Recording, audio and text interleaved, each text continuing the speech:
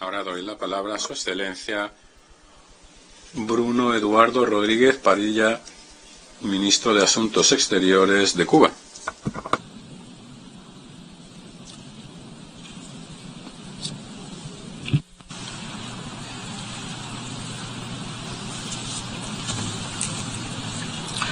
Señor presidente, señores delegados, el impacto de la pandemia de COVID-19 ha puesto al descubierto, como nunca antes, la verdadera esencia del injusto e insostenible orden internacional prevaleciente. Jamás la humanidad tuvo este formidable potencial científico-técnico, ni esta extraordinaria capacidad de generación de riqueza y bienestar. Y sin embargo, nunca antes el mundo fue tan desigual y la inequidad tan profunda. 828 millones de personas, el 10% de la población mundial, padecen hambre y cerca de 50 millones de niños y niñas sufren de emaciación, la forma de malnutrición más mortífera.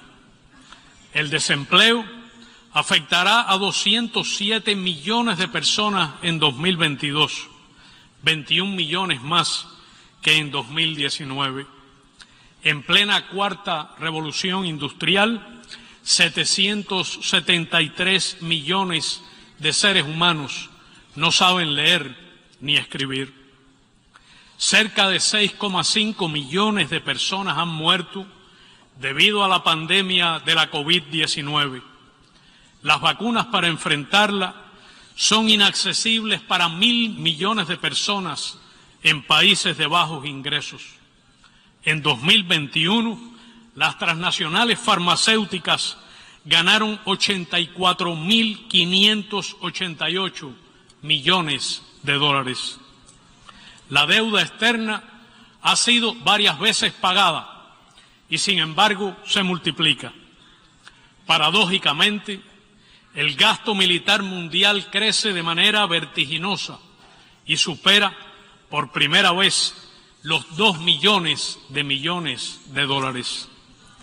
Nada justifica que la humanidad siga estando amenazada por la existencia de casi 13.000 armas nucleares.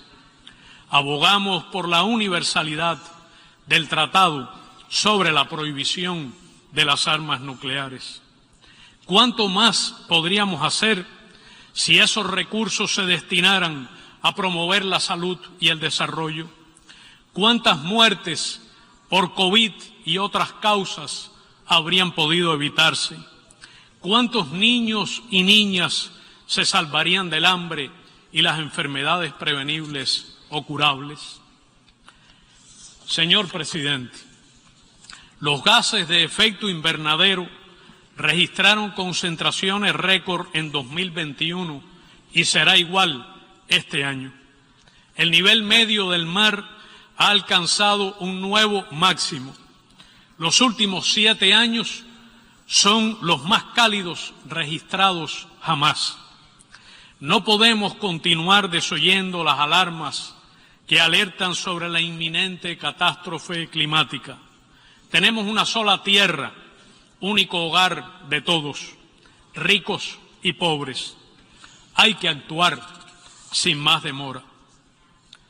La filosofía de la guerra y el despojo y los irracionales patrones de producción y consumo del capitalismo, denunciados por el presidente Fidel Castro, llevarán a la hecatombe.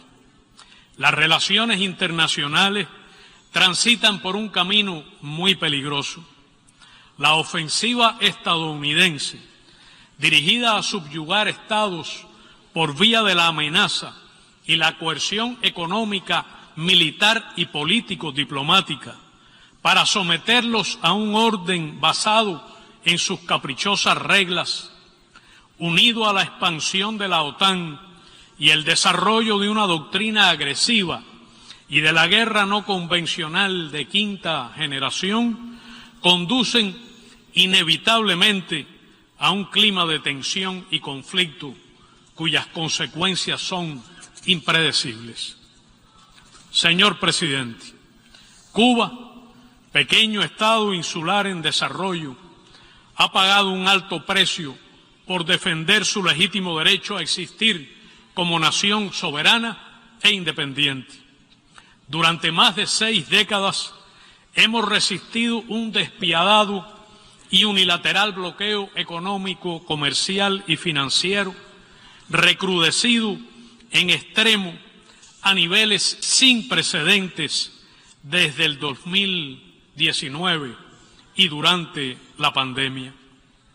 A 30 años de la primera resolución de esta Asamblea General contra el bloqueo, el gobierno de los Estados Unidos continúa ignorando la demanda casi unánime de ustedes para que cese su política ilegal y cruel contra Cuba. Persiste el empeño de generar carencias materiales, escasez, sufrimiento, sembrar el desaliento, la insatisfacción y provocar daños al pueblo cubano. El gobierno de los Estados Unidos refuerza las presiones a gobiernos, instituciones bancarias y compañías de todo el mundo interesados en relacionarse con Cuba y persigue obsesivamente todas las fuentes de ingreso de divisas del país para provocar el colapso económico. Como resultado, en efecto, la economía cubana ha experimentado presiones extraordinarias que se manifiestan en la industria, la prestación de servicios, la escasez de alimentos y medicinas y el deterioro del nivel de consumo y bienestar general de la población. El daño humano que genera esta política a todas las familias cubanas, imposible de cuantificar, es enorme, cruel e inmoral. El bloqueo es un acto de guerra económica en tiempo de paz. El actual gobierno de los Estados Unidos mantiene vigentes las medidas de presión más agresivas contra nuestro país adoptadas por el gobierno del presidente Donald Trump. Continúa la injustificada inclusión de Cuba en la lista arbitraria y unilateral que emite el Departamento de Estado de países que supuestamente patrocinan el terrorismo. Esa calumniosa calificación impone un estigma sobre nuestras entidades e instituciones financieras y dificulta en extremo las transacciones y las posibilidades de pagos y créditos. Cuba, que ha sido víctima del terrorismo de Estado, no promueve ni promoverá jamás el terrorismo. Por el contrario, lo condenamos en todas sus formas y manifestaciones. El gobierno de los Estados Unidos manipula con oportunismo temas de alta sensibilidad como el terrorismo, la religión, la democracia, la justicia, la corrupción y los derechos humanos. El doble rasero, la incoherencia, la selectividad, la manipulación política dañan la causa de los derechos humanos. El discurso precedente del canciller checo, que no se atreve a mencionar el crimen del bloqueo a Cuba, es un triste ejemplo. Hemos alertado claramente al gobierno de los Estados Unidos de que deben solucionarse los factores que alientan la migración irregular y provocan pérdidas de vidas, como el incumplimiento por su parte desde el 2017 de la obligación, según acuerdos bilaterales vigentes, de otorgar no menos de 20.000 visas anuales para migrantes, la existencia de la ley de ajuste cubano, el trato privilegiado con motivación política, las presiones restrictivas sobre países de tránsito regular y el bloqueo económico reforzado. El anuncio de hoy de que el procesamiento de visas de migrantes retornará a la Embajada de los Estados Unidos en La Habana es un paso positivo. Cuba reitera la disposición de avanzar hacia un mejor entendimiento con el gobierno de los Estados Unidos y desarrollar relaciones civilizadas e incluso de cooperación entre ambos países sobre la base del respeto mutuo, la igualdad soberana y sin menoscabo de nuestra independencia y soberanía, a pesar de profundas diferencias. Resaltamos el valioso compromiso y las recientes manifestaciones de cubanos y descendientes de cubanos en todas las latitudes y en este país, de respeto a los derechos soberanos de Cuba y en rechazo a la agresión despiadada de los Estados Unidos, en particular el bloqueo económico. Agradezco también profundamente las declaraciones de jefes de Estado y Gobierno en este debate general y el respaldo histórico de esta Asamblea y las muestras de solidaridad hacia Cuba por parte de gobiernos, personalidades, organizaciones políticas, movimientos de solidaridad sociales y populares del mundo entero. Hoy esa solidaridad y apoyo siguen siendo imprescindibles.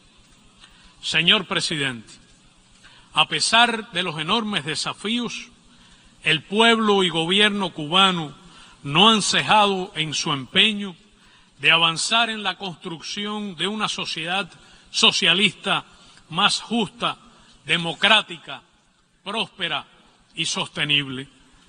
Vencimos a la COVID-19 con recursos, vacunas propias y la solidez de nuestro sistema de salud pública y de ciencia. Pudimos colaborar modestamente con el envío de 58 brigadas médicas en el peor momento de la pandemia a 42 países y territorios. Trabajamos por recuperar la vida económica y social del país, apoyar la transformación de nuestras comunidades y sostener y ampliar los programas sociales.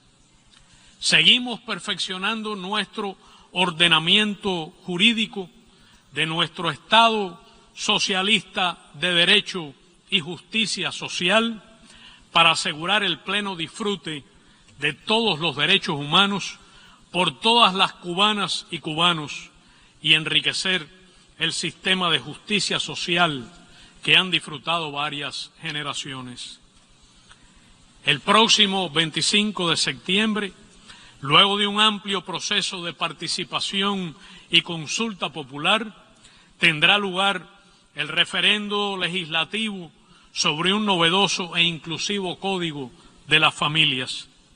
Será un ejercicio de genuina democracia directa y poder popular y efectivo del pueblo cubano. Señor Presidente, la unidad en la diversidad propuesta por el entonces presidente Raúl Castro es posible en los países del sur y la comunidad de estados latinoamericanos y caribeños que se fortalece cada vez más y va creando las condiciones para que nuestra región avance hacia formas superiores de integración y cooperación sobre la base de los postulados de la proclama de América Latina y el Caribe como zona de paz. Agradecemos la digna postura asumida por varios países de nuestra región ante las arbitrarias exclusiones en foros hemisféricos. Renovamos nuestro apoyo y solidaridad con la República Bolivariana de Venezuela, su presidente constitucional Nicolás Maduro Moros y la unidad cívico-militar de su pueblo ante los intentos por desestabilizar y subvertir el orden interno de ese hermano país. Rechazamos la aplicación de medidas coercitivas unilaterales contra Venezuela. Denunciamos los intentos imperialistas de desestabilizar al gobierno de reconciliación y unidad nacional de Nicaragua. Reiteramos nuestro firme respaldo al hermano pueblo nicaragüense y a su presidente Daniel Ortega. Nos solidarizamos con las hermanas naciones del Caribe y apoyamos su legítimo reclamo de reparación por los dañinos efectos del colonialismo y la esclavitud. Ellos necesitan y merecen recibir un trato justo, especial y diferenciado. Ratificamos nuestro compromiso histórico con la libre determinación y la independencia del pueblo de Puerto Rico. Haití necesita una contribución especial de la comunidad internacional para su reconstrucción y desarrollo. La humanidad tiene una deuda con esa república fundacional. Apoyamos el legítimo reclamo del presidente Alberto Fernández y del pueblo de soberanía de la República Argentina sobre las Islas Malvinas, Sándwich del Sur y Georgias del Sur y los espacios marítimos circundantes. Expresamos toda nuestra solidaridad a la vicepresidenta argentina Cristina Fernández de Kirchner, quien, víctima de un injusto e infundado acoso judicial y mediático, sufrió recientemente un vil intento de asesinato. Reiteramos el firme compromiso con la paz en Colombia. La manifiesta disposición a la paz del actual presidente Gustavo Petro y de las partes concernidas merecen contar con el apoyo de la región y de la comunidad internacional. Deben aportarse los recursos necesarios para apoyar la Agenda 2063 de la Unión Africana, que fija la hoja de ruta para el desarrollo de ese continente hermano. Abogamos por la búsqueda de una solución pacífica y negociada a la situación impuesta a Siria y demandamos el cese de la injerencia externa y el pleno respeto a su soberanía e integridad territorial. Apoyamos una solución justa, amplia y duradera al conflicto del Medio Oriente, que garantice el ejercicio real del derecho inalienable del pueblo palestino a construir su propio Estado dentro de las fronteras anteriores a 1967, con su capital en Jerusalén Oriental y el fin de la ocupación israelí de los territorios palestinos y árabes ocupados. Reafirmamos nuestra invariable solidaridad con el pueblo saharaui. Rechazamos las medidas coercitivas unilaterales impuestas a la República Islámica de Irán. Condenamos la imposición de injustas medidas económicas unilaterales contra la República Popular Democrática de Corea y la injerencia externa en sus asuntos. Nos oponemos a la injerencia en los asuntos internos de la República de Belarus. Reafirmamos nuestro rechazo a la imposición de sanciones unilaterales contra la Federación de Rusia. Condenamos las campañas infundadas de descrédito contra la República Popular China y los intentos de lesionar su integridad territorial y soberanía. Reiteramos el inquebrantable respaldo al principio de una sola China. Abogamos por una solución diplomática seria, constructiva y realista de la actual guerra en Ucrania, por medios pacíficos en apego a las normas del derecho internacional que garantice la seguridad y soberanía de todos. Señor presidente, Cuba continuará alzando su voz para rechazar la dominación y el hegemonismo, las medidas coercitivas unilaterales, los bloqueos genocidas y la pretensión de imponer una cultura y un modelo únicos al mundo. No renunciaremos jamás a la defensa de la independencia, soberanía y libre determinación de los pueblos sin injerencia ni intervención extranjera. Por nuestro pasado glorioso, por el presente y futuro de las nuevas generaciones de cubanos, con el liderazgo del presidente Miguel Díaz-Canel, resistiremos creativamente y lucharemos sin descanso hasta alcanzar nuestros sueños de paz y desarrollo, con equidad y justicia social para Cuba y para el mundo. Muchas gracias.